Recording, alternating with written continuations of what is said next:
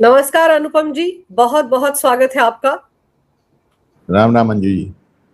Ram Ram. Sir, Ram की नगरी अयोध्या की ही बात सबसे पहले करते हैं।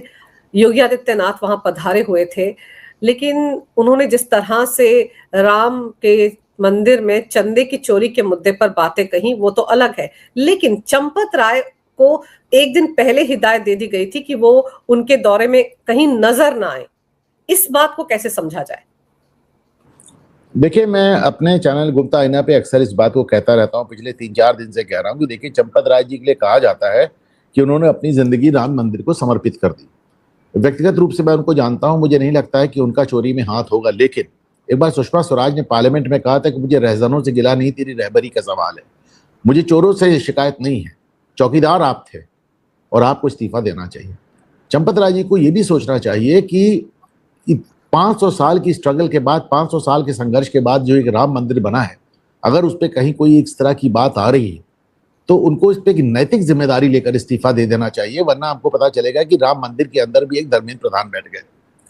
तो इसको मैं मानता हूं कि चंपत राय जी को स्वतः ही अभी तक अपने अपने आप को जांच से भी अलग कर लेना चाहिए था और मंदिर से भी अलग कर लेना चाहिए था। ये उनकी जिंदगी का एक दुर्भाग्य होगा, लेकिन ठीक है, अब जो है सो है। अगर आपके रहते इस तरह का स्कैंडल वहां पे हुआ है, अगर आपके रहते इस तरह की चीजें हुई हैं, तो 100% आपकी और सिर्फ आपकी जिम्मेदारी बनती है और चंपत राय जी को इसमें मंदिर से अपने आप को अलग कर लेना चाहिए था।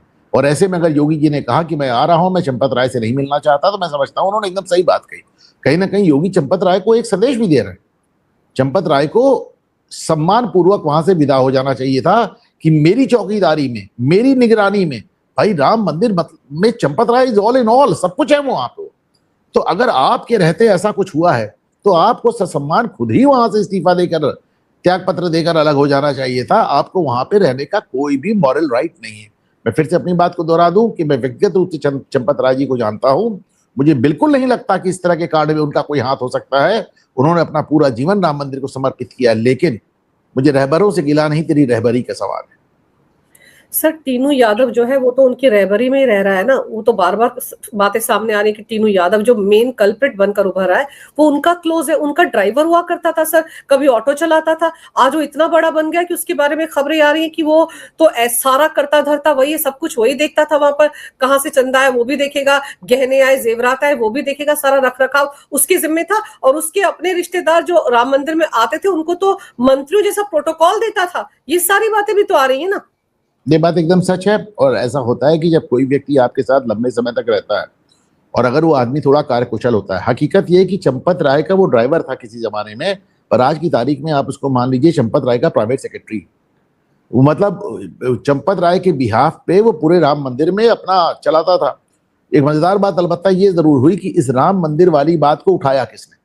इसे उठाया अखिलेश यादव ने। इसे अखिलेश यादव, जांच की मांग की किसने? अखिलेश यादव ने। हल्ला मचाया किसने? अखिलेश यादव ने। अपराधी को पकड़ो किसने कहा? अखिलेश यादव ने। लेकिन जैसे ही इसमें टिन्नू यादव का नाम आया, अखिलेश यादव ने कहा कि जांच नहीं होनी चाहिए। मतलब इससे ज्यादा मैंने अजीब बात नहीं सुनी कि अखिलेश यादव कहते हैं कि जांच का कोई मतलब नहीं है, जांच करना हमारे भगवान का अपमान है, सनातन का अपमान है। ऐसा करो, बत्तियां बुझा दो, लाइट बुझा दो और कैमरे ऑफ कर दो, चोर खुद ही अपना जाके सोना वापस रख देगा या अपना पैसा वापस रख देगा। ऐसी उलझुल बात मेरी तो याद में नहीं आती। अंजू जी, अगर आपको कभी सुना हो तो बता दें। अखिलेश जी को इस कॉन्फिडेंस, जैसे ही टिन्नू यादव का नाम आया, जैसे ही पता चला कि उसके पिता, उसके भाई, उसका परिवार समाजवादी पार्टी से जुड़े हुए हैं, तो ये भी समझ में आया कि सबसे पहले ये खबर समाजवादी पार्टी तक कैसे पहुंची। लेकिन जैसे ही टिन्नू यादव एक मुख्य खलनायक के रूप में सामने आया, वैसे ही अखिलेश यादव ने कह दिया कि साहब जांच ही नहीं होनी चाहिए और जांच तो सनातन का अपमान है। लाइट बुझा दो और कैमरा ऑफ कर दो और सब कुछ वापस रख दिया जाए। मतलब मैंने this is absurd. Anju ji, आप बताइए। Sir, ridiculous. लेकिन एक चीज और है कि सनातन का इतना ख्याल कैसे अखिलेश यादव को आ गया सर? जिस राम मंदिर में वो कभी गए नहीं, जिस राम मंदिर के कार सेवकों पर उनके पिता ने गोलियां चलाई थी, सरयू का पानी लाल हो गया था, आज उसी सनातन की दुहाई दे रहे हैं सर। लाल रंग की चुनरी गले में डालकर ऐसे बैठे जैसे सबसे बड़े पैरोकार सनातन के वही है। अचानक से इतने राम प्रेमी कैसे हो गए हो? देखिए, गोली तो मुलायम सिंह ने चलाई थी। आप अखिलेश यादव के कार्यकाल को देख लीजिए ना। जब अखिलेश यादव मुख्यमंत्री थे तो वहां 84 कोसी जो परिक्रमा होती थी अखिलेश यादव ने बैन कर दी थी, परिक्रमा तक बैन कर दी थी। वहां मंदिर में जाना तो बहुत दूर की बात है, उस मंदिर को रोकने के लिए समाजवादी पार्टी ने अगले अलग अलग समय पे क्या क्या किया हम सब ने देखा। अपनी मृत्यु के कुछ दिन पहले मुलायम सिंह ने यह बयान दिया था कि अगर मुझे फिर मौका मिलता तो मैं फिर गोली चलवा देता क्योंकि मुसलमानों के विश्वास का सवाल था। अच्छा चलिए वो सब भी जाने दीजिए, आप 3 दौर देख लीजिए। मुलायम सिंह ने किया, जो अखिलेश यादव ने 84 कोसी परिक्रमा रोकी। अखिलेश यादव के टाइम में तो मंदिरों में पुलिस वालों की ड्यूटी लगती थी, घंटा पकड़ के खड़े होते थे, आपको फोटो याद होगा नहीं, वो मैं आपको भेज देता हूं, देखिए आप, घंटा पकड़ के करते थे, ऐसा ना हवा से घंटा हिल जाए और जो अजान हो रही है उसमें डिस्टर्ब हो जाए। तो हम लोगों ने सब देखा हुआ है। रही बात आज की तारीख में, तो पिछले 3-4 साल में अखिलेश यादव ने क्या किया इसको भी देख लीजिए ना। 4 साल के 2 ही साल में देख लीजिए आप। आज वो भगवान राम, मर्यादा पुरुषोत्तम राम, अयोध्या नरेश, अरे भाई आपने तो अयोध्या नरेश अवधेश प्रसाद को घोषित कर दिया था। आपने तो अवधेश प्रसाद को अयोध्या का राजा घोषित कर दिया था। हकीकत ये अयोध्या के राजा हनुमान जी हैं। अयोध्या के हनुमान जी को मां सीता ने चिरंजीवी और अमर होने का वरदान दिया था। और भगवान राम जाने से पहले लव कुश को नहीं, लव कुश को उन्होंने अलग लग दिया, वो जाने से पहले उन्होंने अयोध्या का राजा हनुमान जी को बनाया था। तो हनुमान जी को भगवान ने अयोध्या का राजा बनाया था, हनुमान जी अमर है। और आप वहां पे अवधेश प्रसाद को ले आए सिर्फ इसलिए कि वो फैजाबाद सीट से चुनाव जीत गया, तो आपने कह दिया कि साहब ये तो अयोध्या के नरेश है, अयोध्या नरेश आप उनको कहने लगे। आज आपको साधु संतों का अपमान नजर आ रहा है। कल तक आप साधु संतों के लिए क्या कहते थे? आप कहते थे कि भाई साधु संतों मतलब गांजा पीने वाले। आप कहते थे कि मठों में तो माफिया रहता है। आप कहते थे कि मठों में तो गांजा सप्लाई होता है और वो भी ट्रकों में गांजा सप्लाई होता है। आज जिस भगवा की आप बात कर रहे हैं, आपकी पत्नी डिंपल यादव ने कहा था कि भगवा कलर जंग यानी रस्ट का कलर होता है। आज जिस अविमुक्तेश्वरानंद को आप शंकराचार्य भगवान बता रहे, उसी अविमुक्तेश्वरानंद को आपने मुख्यमंत्री रहते इतना मारा था, और उसी को नहीं मारा था, उसके छोटे छोटे बटकों, जो बटक होते हैं, मतलब छोटे छोटे जो बच्चे होते हैं गुरुकुल में, उन सबको इतना मार। मैं तो मौके पे था, तो आपने उन सबको ले जाके अस्पताल भर्ती कराना पड़ा था, इतनी बुरी तरह मारा था। तो भाई ऐसा नहीं है, अखिलेश यादव इस तरह की बात करते रहते हैं। आज वो ब्राह्मण सभा कर रहे हैं और उनके जो सस्ते सस्ते 2 चाणक है, राजकुमार भाटी और लक्ष्मण यादव, वो ब्राह्मणों को वेश्या कहते हैं। आज आप भगवान राम की बात कर रहे हैं, आज आप बड़ा मंगल पे हनुमान जी के नाम से प्रसाद बांट रहे हैं, और आपका जो सस्ता चालक है लक्ष्मण यादव, वो हनुमान जी को बंदर कहता है। कहता है एक बंदर था जो सूरज खा गया। वो दुर्गा जी को 8 हाथ की औरत कहता है, और आप इस तरह की बातें कर रहे हैं। तो ये अजीब सा हाल है, अजीब सी हाल है अखिलेश यादव की राजनीति का। मैं क्या कह सकता हूं जी। सर इसी तरफ तो योगी जी ने अयोध्या में जाकर इशारा किया ना कि अचानक से इतने इशारा नहीं किया अंजू जी, उन्होंने एकदम धो दिया आज सबको। मैं भी उनका बयान देख रहा था, एकदम धो दिया उन्होंने कहा तुम लोग हमको बताओगे अयोध्या के बारे में? सरयू की नदी को खून से लाल करने वाले, अयोध्या की सड़कों को खून से लाल करने वाले, राम मंदिर का विरोध करने वाले, हर बात पे विरोध करने वाले, सनातन का विरोध करने वाले, आज तुम हमको अयोध्या पे ज्ञान दे रहे हो। उन्होंने कांग्रेस को भी लपेटा। उन्होंने कहा आप तो वो लोग हैं जिन्होंने सुप्रीम कोर्ट में हलफनामा दिया था कि राम तो काल्पनिक थे, राम तो थे ही नहीं।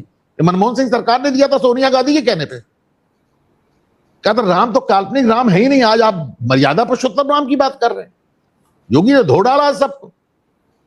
और ये भी कहा, देखिए योगी ने एक जो बड़ी बात कही, देखिए बात है कि बहुत दिनों से, बहुत जमाने से हिंदू समुदाय, हिंदू समाज इस बात के लिए एक अभियान चला रहा है कि भाई हमारे मंदिरों को स्वतंत्र कर दो। पिछले 100 साल से ज्यादा हो गया है कि मस्जिद आजाद है, गिरजाघर आजाद है, गुरुद्वारा आजाद है, केवल मंदिर सरकारी नियंत्रण में, मंदिरों को लूट कर खाया जा रहा है। एमके स्टालिन ने तमिलनाडु का मुख्यमंत्री रहते हुए बयान दिया था कि साहब हम तो 1950 के दशक से मंदिरों से सोना निकाल के गला रहे हैं। हिमाचल प्रदेश में जब तनख्वाह नहीं बैठ रही थी तो कांग्रेसी मुख्यमंत्री सुक्खू ने कहा था मंदिरों से पैसा ले लो, तो आप तो मंदिरों को चूस रहे हैं। तो हिंदू समाज जमाने से एक अभियान चला रहा है कि हमारे मंदिरों को स्वतंत्र कर दो। जो ये राम मंदिर वाली बात हुई है, इसको बहुत संजीदगी से और बहुत संभाल से देखने की जरूरत है, क्योंकि कल को यही बात आपके खिलाफ इस्तेमाल की जाएगी कि आप अपना मंदिर चलाने के योग्य नहीं। किसी ने आज तक जामा मस्जिद का हिसाब देखा?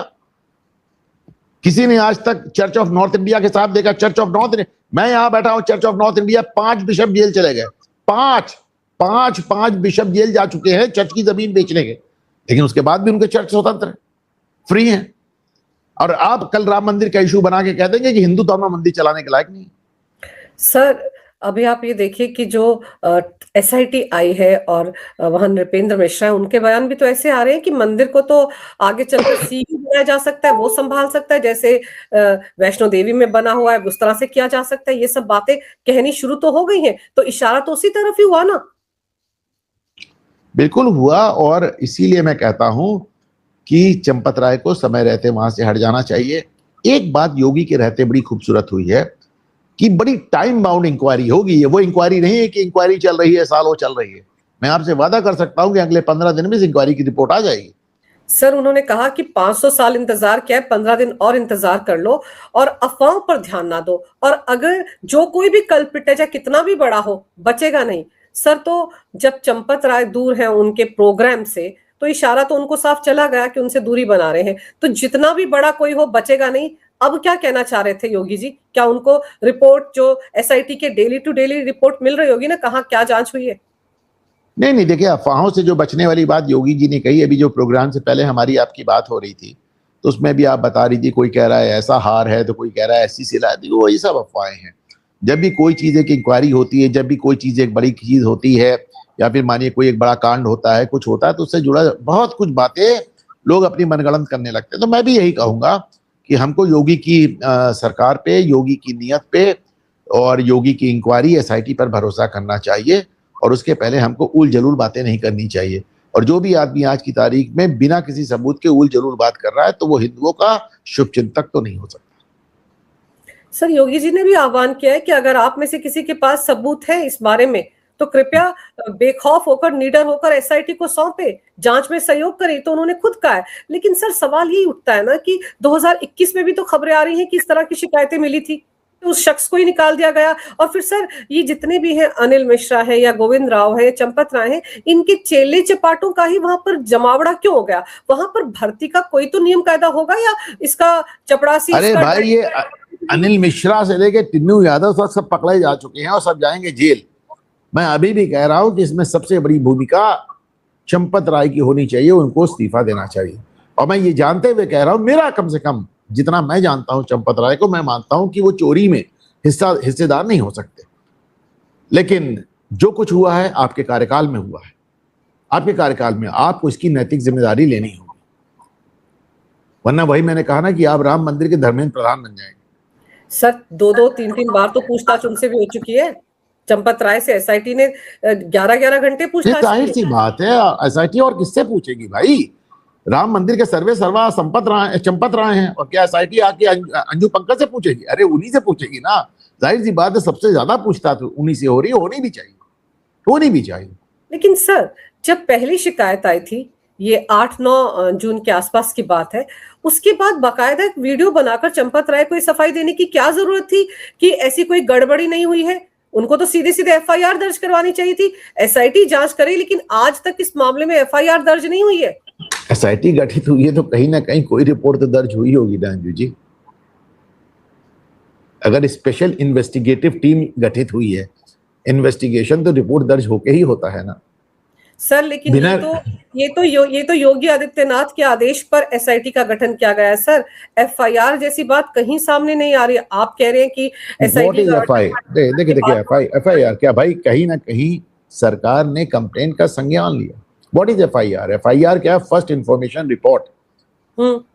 मतलब किसी ने कहीं कोई अपराध देखा और बताया, उसको दर्ज कर लिया गया, और उसके बाद पुलिस उसका संज्ञान लेती है, संज्ञान लेके इंक्वायरी करती है। पुलिस ने संज्ञान भी लिया है, पुलिस इंक्वायरी भी कर रही। मैं फिर कहूंगा कि आपको इस पे कम से कम योगी, हम सब जानते हैं कि आप कितना भी नाराज हो, पर योगी के ऊपर किसी तरह का फाइनेंशियल आरोप नहीं है, मोदी के ऊपर किसी तरह का वित्तीय आरोप नहीं है। मोदी ने अपने दाहिने हाथ को, मतलब जब नरेंद्र मोदी 2014 में प्रधानमंत्री बने थे, तो जो पहला काम उन्होंने पार्लियामेंट में किया था, उन्होंने नियमों को परिवर्तित करके नृपेंद्र मिश्रा को अपना प्रमुख सचिव बनाया था, और उस नृपेंद्र मिश्रा को उन्होंने 10 साल कंटिन्यू किया। और फाइनली उन नृपेंद्र मिश्रा को उन्होंने तत्काल मोदी ने दिल्ली से अयोध्या भेजा, और नृपेंद्र मिश्रा अयोध्या में कैंप कर रहे हैं। तो इसका ये दिखाता है कि मोदी भी बहुत सीरियस है इस मामले को, और योगी भी बहुत सीरियस है इस मामले को लेकर। हमें उन पर भरोसा करना चाहिए। बिल्कुल सर, भरोसा करना चाहिए, भरोसा है तभी तो सभी लोग 15 दिन का इंतजार करें जैसे योगी ने कहा। लेकिन समाजवादी पार्टी के साथ-साथ कांग्रेस के अजय राय जिन्होंने कभी अयोध्या जाने के बारे में एक शब्द नहीं कहा, वो भी कल अयोध्या पहुंचे हुए थे। आप सोचिए किस तरह से इस मौके का फायदा उठाया जा रहा है ना। और हिंदुओं को बांटने की साजिश तो इंडी गठबंधन कर ही रहा है। उनके मुल्ला मौलवी कैसे बोलते हैं, समाजवादी पार्टी का एक नेता है सांसद जावेद अली कहता है कि बहुसंख्यक बड़े जहरीले हो गए हैं। फिर किसी को लगता है कि एक मुसलमान को 4-4 हिंदू लड़कों से दोस्ती कर लेनी चाहिए ताकि उनको मनमाने तरीके से हाँका जा सके। जब इस तरह की बातें हो रही है सर, उस बीच पे आस्था का केंद्र है 140 करोड़ हिंदुओं का सर, उस पर अगर इस तरह के सवाल उठेंगे तो फिर चिंता तो होगी ना उस धर्म से जुड़े हम जैसे लोगों को। देखिए, अजय राय अयोध्या गए थे, राम मंदिर नहीं जाते हैं, इसको ध्यान रखें। प्रियंका गांधी अयोध्या गई थी, राम मंदिर नहीं गई थी। इनके पास काबुल में बाबर की कब्र तक जाने के लिए समय है, अयोध्या जाके राम मंदिर नहीं जाते, वो बात जाने दीजिए।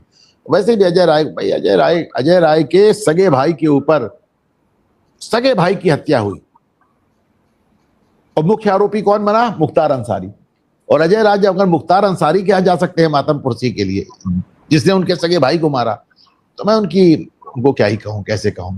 भाई ठीक है, ये भी राजनीति है, उनको मौका मिला है, वो राजनीति कर रहे हैं। और मेरा अपना भारतीय जनता पार्टी के लिए मानना है और चंपत राय के लिए भी मानना है कि आपने मौका दिया उनको राजनीति करने का। ऐसा थोड़ी कि हवा में तलवार घुमा रहे हो, आपने मौका दिया है उनको। एक बात मैं अच्छी मानता हूं अंजू जी, क्योंकि जो मेरा एक पत्रकारिता का अनुभव रहा है, मैं जानता हूं सरकार जब किसी मामले को दबाना चाहती है तो कितना बड़ा से बड़ा घोटाला क्यों ना दब जाता है, अगर सरकार दबाना चाहे। मैं योगी की इस बात को बहुत बेहतरीन मानता हूं कि जैसे ही ये बात उनके संज्ञान में आई, ना सिर्फ एसआईटी गठित हुई बल्कि लोग गिरफ्तार हुए, कैश रिकवर हुआ, 2 करोड़ रुपया कैश रिकवर हुआ। तो ये उन्होंने इस मामले को कहीं से दबाने की और कहीं से इसको जिसे कहना चाहिए ना, इसके ऊपर लीपापोती करने का प्रयास नहीं किया।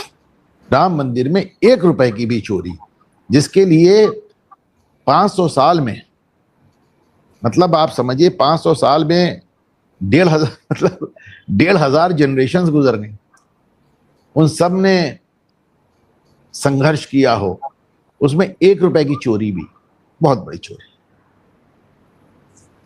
बिल्कुल सर। और दूसरी तरफ सर अगर राजनीतिक बात करें तो समाजवादी पार्टी में जिस तरह से बवाल ही मचा हुआ है कि भाई उनके 25 से 27 सांसद जो हैं वो टूटने वाले हैं, क्या आपको लगता है ऐसा कुछ हुआ होगा? रामगोपाल यादव ने सच में कोई चिट्ठी सौंपी होगी अमित शाह को? नहीं, बिल्कुल। मैंने जिस भी चैनल पे मुझसे पूछा गया, और मैं देख रहा हूँ पिछले 3-4 दिन से बहुत ढेर सारे चैनल्स पे बहुत ढेर सारे शो कर रहे हैं, सपा में टूट हो रही है, सांसद जा रहे हैं। हो सकता है चले जाए, मैं गारंटी क्या लूं, मैं कोई भविष्यवक्ता नहीं हूं, लेकिन जितनी मेरी राजनीतिक समझ है वो ये कहती सपा में कोई टूट नहीं होने जा रही। ये मामला एक खास मकसद से चल रहा है, अब मैं उस पर जाना नहीं चाहता, लेकिन समाजवादी पार्टी में एक भी विधायक या एक भी सांसद टूटने नहीं जा रहा है। मैं आपके चैनल पे बड़े विश्वास से कह रहा हूं। सर इतना विश्वास आपको क्यों सपा में लगता है? टूट होगी, सपा में टूट होगी, लेकिन 2027 के चुनाव के बाद, चुनाव के पहले बाद, जब 2027 का चुनाव अखिलेश यादव अगर हार जाते हैं तो सपा बुरी तरह बिखर जाएगी, लेकिन उसके पहले। लेकिन सर जो ये सॉफ्ट हिंदुत्व लेकर अब चलने लगे हैं अखिलेश यादव, सॉफ्ट हिंदुत्व नहीं, वो एकदम फॉल्स हिंदुत्व है।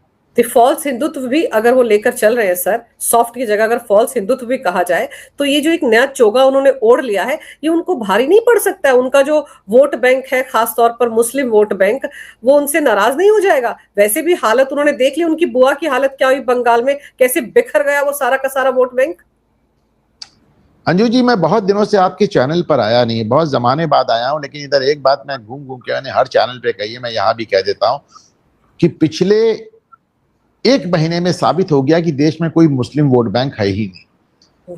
अगर 34% और 35% मुसलमानों के रहते हुए कांग्रेस का सुपड़ा साफ हो जाएगा असम से, अगर 30% मुसलमानों के रहते हुए बंगाल में ममता बनर्जी की ये हालत हो गई, तो फिर मुस्लिम वोट बैंक क्या है? देखिए, बात को सुने, इस देश में सिर्फ एक वोट बैंक है जो कि 80% हिंदू है।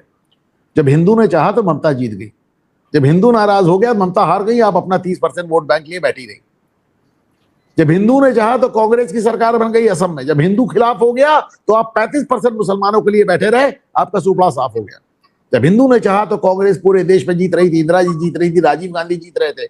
अब हिंदू आपके खिलाफ चला गया तो आप अपना वोट बैंक लेकर भी आप लगातार हार पे हार पे हार पे हार होती जा रही है। जब हिंदुओं ने चाहा तो मुलायम सिंह और अखिलेश यादव की सरकार बना दी। जब हिंदुओं ने नहीं चाहा तो आप अपना वही आपका मुस्लिम वोट बैंक तो जो पहले था वो आज भी है, उसमें तो कम ज्यादा हो नहीं रहा है। तो अगर कुछ असर पड़ रहा है तो सिर्फ हिंदुओं के वोट से। अगर हिंदुओं का पोलराइजेशन एक तरफ हो जाता तो सामने मुसलमान ईसाई कितना भी वोट बैंक कोई असर नहीं पड़ता। इस देश में सिर्फ एक वोट बैंक है और वो है हिंदू वोट बैंक। वो कैसा वोट बैंक, वो कैसा वोट बैंक जो पिछले 12 साल से पूरी ताकत लगाकर कोशिश कर रहा है कि नरेंद्र मोदी वापस ना आए, जो पिछले 10 साल से पूरी ताकत लगाकर कोशिश कर रहा है योगी वापस ना आए। ना आप योगी को वापस आने से रोक पा रहे हो, ना आप मोदी को वापस आने से रोक पा रहे हो, ना आप एक भी राज्य बचा पा रहे हो, ना आप केजरीवाल को बचा पाए, ना आप ममता को बचा पाए, ना आप गोगोई को बचा पाए, ना आप अखिलेश यादव को बचा पाए, ना आप तेजस्वी यादव को बचा पाए। कैसा वोट बैंक भाई, जब तुम बना भी नहीं सकते और तुम बिगाड़ भी नहीं सकते। तुम अखिलेश यादव को बचा नहीं सकते और योगी को बिगाड़ नहीं सकते, फिर कैसे वोट बैंक, कहां के वोट बैंक। इस देश में एक ही वोट बैंक है, 80% हिंदुओं का वोट बैंक है। जब उसका आधा हिंदू भी मन बना लेगा तो सामने कोई नहीं बैठेगा। सर इसी वोट बैंक को तो तोड़ने की और बांटने की कोशिश हो रही है ना। अगर हम उस नजरिए से देखें कि राम मंदिर के पीछे ही पहले से हाथ धोकर पड़े हुए थे, अगर राम के प्रेमी होते तो सबके सब मंदिर में मत्था टेकने जाते, अड़चने डालते समय समय पर। इन्होंने वो सब कुछ किया और आज की तारीख में इनको पता है कि आस्था का केंद्र है और इसके बारे में एक भी खबर अगर हिंदुओं के बीच में फैल गई तो कहीं ना कहीं उनका बीजेपी के ऊपर से भरोसा उठ जाएगा। जिस राम मंदिर की बदौलत 2024 में मोदी सरकार फिर से आई, या तो उनको लग रहा है कि उसी पर क्यों नहीं, वहीं पर आस्था पर कुठाराघात क्यों ना किया जाए। क्या इस पूरे मामले को, जो चंदा चोरी का मामला है, उस नजरिए से भी देखा जा सकता है? वो भी तब जब टिन्नू यादव के परिवार के लोग समाजवादी थे। नहीं, जाहिर सी बात है। देखिए आप, चूंकि मैंने अभी कहा कि एक वोट बैंक, सिर्फ एक, जैसे 80% हिंदू है, 40% हिंदू भी अगर मन बना ले तो 40% मुस्लिम वोट बैंक तो किसी राज्य में है नहीं सिवाय कश्मीर के। अगर 40% वो हिंदू भी मन बना लेता तो खेल पड़ जाता है।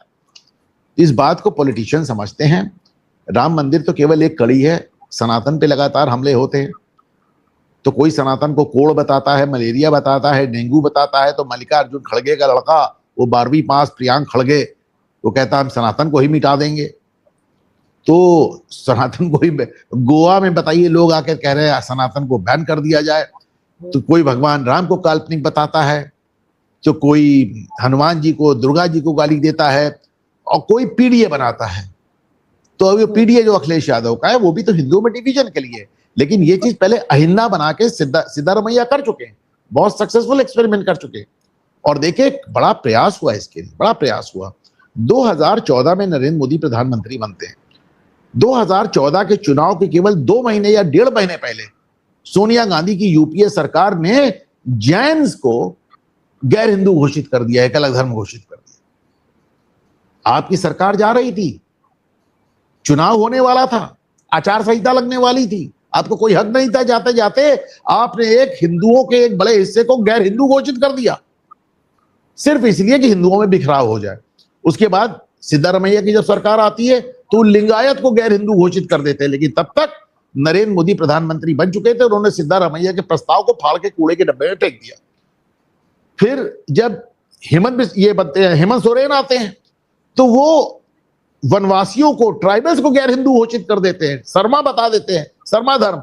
उनके भी प्रस्ताव को मोदी सरकार ने, क्योंकि करना तो केंद्र सरकार को घोषित करना है, तो केंद्र सरकार में नरेंद्र मोदी सरकार ने सिद्धारमैया के लिंगायत के और हेमंत सोरेन के ये वनवासियों के, ट्राइबल्स के, दोनों ही को अलग गैर हिंदू घोषित करने के प्रस्ताव को फाड़ के कूड़े के डब्बे में फेंक दिया। लेकिन मोदी के आने के पहले सोनिया गांधी इस बात में सफल हो गई कि उन्होंने जैन्स को गैर हिंदू घोषित करा दिया। तो आप देखिए पूरी आपको सीरीज नजर आ रही है। तो हिंदुओं में जितना ज्यादा से ज्यादा डिवीजन हो जाए, आपने बौद्ध को गैर हिंदू मान लिया। आपको मालूम है आज तक भारत सरकार ने बौद्ध धर्म को एक अलग धर्म की मान्यता बाकायदा घोषणा करके नहीं दी। आपको मालूम है कि आज तक भारत सरकार ने सिखों को अलग धर्म घोषित करके नहीं माना। ठीक है, अपना अलग धर्म लिखते हैं, लेकिन इसके लिए कहीं से कोई कानून नहीं बना कि सिख से अलग धर्म माना जाए, क्योंकि हैं तो सब सनातन की अलग अलग ब्रांचेस ना। भाई पहले सनातन में शैव होते थे, वैष्णव होते थे, आप कहते अलग हो गए साहब। कोई शिव को मानता है, कोई विष्णु को मानता है, कोई दुर्गा को मानता है, कोई हनुमान को मानता है, तो आप कहते कि एक ये है और बाकी सब हिंदू नहीं है, ऐसे कैसे हो जाएगा? सर आप ये देखो ना, वो मौलाना सज्जाद है, वो जो इस तरह की बातें कर रहा है कि ये जाट भी हिंदू नहीं है, दलित भी हिंदू नहीं है, हिंदू तो अल्पसंख्यक हो गए इस देश में। भले ही उसका वो 4-6 महीने पुराना बयान है, लेकिन सर्कुलेट हो रहा है, तो वो भी तो हिंदुओं को बांटने की साजिश है, पीडीए की तरह, और क्या है भैया। मैं तो कहता हूं मौलाना की बात को भारत सरकार को तत्काल मान लेना चाहिए। उसने अभी भी डिक्लेयर किया कि हिंदू इस देश में माइनॉरिटी है, हिंदुओं को अल्पसंख्यक घोषित कर दिया, मुसलमानों को बहुसंख्यक घोषित कर दिया, उनसे अल्पसंख्यक के सारे जितने प्रिविलेजेस सब छीन के हिंदुओं को दे दीजिए, मान लीजिए, उसकी क्या दिक्कत क्या है? और बाकी तो कितने मौलाना आए, कितने मौलाना गए Anju, what does it matter? हाँ सर, तौकीर रजा टाइप मौलाना भी तो अंदर बैठा हुआ है ना, बाहर आने की हिम्मत नहीं जुटा पा रहा है, जमानत के लिए भी अप्लाई नहीं करता है वो बरेली वाला। नहीं किया उसने, अभी जमानत के लिए एक बड़े मरे मन से अप्लाई किया, उसके बाद वो भी खारिज हो गई है कोर्ट से। देखिए बहुत दिनों तो उसने जमानत के लिए कोशिश ही नहीं की, क्योंकि बरेली में लोग तौकीर रजा का इंतजार कर रहे हैं। वो कह रहे हैं बदमाश निकल गया, हम इसकी पिटाई करनी है, हमको भड़का के लड़ा दिया, खुद जाके जेल में घुस गया और हमारे तो घर गिर गए। तौकीर रजा का दिमाग खराब हो गया था, क्योंकि मायावती की सरकार में उसको एक बार गिरफ्तार किया गया था और 15 घंटे के अंदर छोड़ना पड़ा था। तो वही तो योगी कहते हैं अपने अंदाज में, एक मौलाना भूल गया था, मैंने याद दिला दिया। लेकिन सर, जो कुछ अयोध्या में राम मंदिर में है, आपको लगता है कि आज योगी आदित्यनाथ ने जिस तरह के तेवर दिखाए हैं और साफ कर दिया कि कोई कितना भी बड़ा क्यों ना हो बचेगा नहीं, तो आपको लगता है कि अब सब लोग, कम से कम सनातनी लोग, हिंदू लोग 15 दिन तक इंतजार करेंगे? 5 दिन तो गुजर ही चुके हैं, 10 दिन और इंतजार करेंगे रिपोर्ट आने पर, और आपको लगता है रिपोर्ट आने के बाद तुरंत एक्शन होगा ही होगा और मामला एक बार के लिए पूरी तरह से खत्म हो जाएगा? नहीं, इंतजार नहीं करेंगे तो क्या करेंगे? खुद ही चढ़ जाएंगे क्या राम मंदिर पे? इंतजार करना तो सबको है ही है। हाँ, कुछ लोग हैं जो इसको लेकर अलग अलग तरह की बातें बनाएंगे, नैरेटिव चलाएंगे, एजेंडा चलाएंगे, ठीक है, उनको आप रोक नहीं सकते। रही बात है कि इस पे कार्रवाई होगी कि नहीं होगी, मैं आपको दावे से कह सकता हूं कि रिपोर्ट भी 15 दिन में आएगी और कार्रवाई भी होगी। और जहां तक मैं समझता हूं, चंपत राय अब शायद राम मंदिर में नजर नहीं आएंगे। मेरे ख्याल से आना नहीं चाहिए, उन्हें खुद ही छोड़ देना चाहिए, लेकिन शायद अब चंपत राय राम मंदिर का हिस्सा नहीं रहे। थोड़ा एक ये भी दिक्कत होती है, उस आदमी का रिप्लेसमेंट भी ढूंढना पड़ता है। इतनी बड़ी व्यवस्था चल रही है, इतनी बड़ी व्यवस्था चल रही है, तो उस व्यवस्था को देखना पड़ता है कि कौन किसको लाएं, कैसे लाएं। हो सकता है कुछ टेम्परेरी समय के लिए नृपेंद्र मिश्रा ही चार्ज ले लें, लेकिन चंपत राय अब राम मंदिर को नहीं चलाएंगे। सर, इस मुद्दे पर वीएचपी और संघ की खामोशी भी आपको अखरती है, या आपको लगता है कि वो भी रिपोर्ट का ही वेट कर रहे होंगे? नहीं, उनकी कोई खामोशी वाली बात नहीं है ना, वो तो वही कह रहे हैं जो योगी ने कहा कि भाई आपको अगर सरकार पे, योगी पे और नियत पे भरोसा है तो फिर आप इंतजार कीजिए, उसमें आदमी क्या कहे, उसमें आदमी क्या ही कहे। ये अपने आप में बड़ी अफसोसजनक बात है।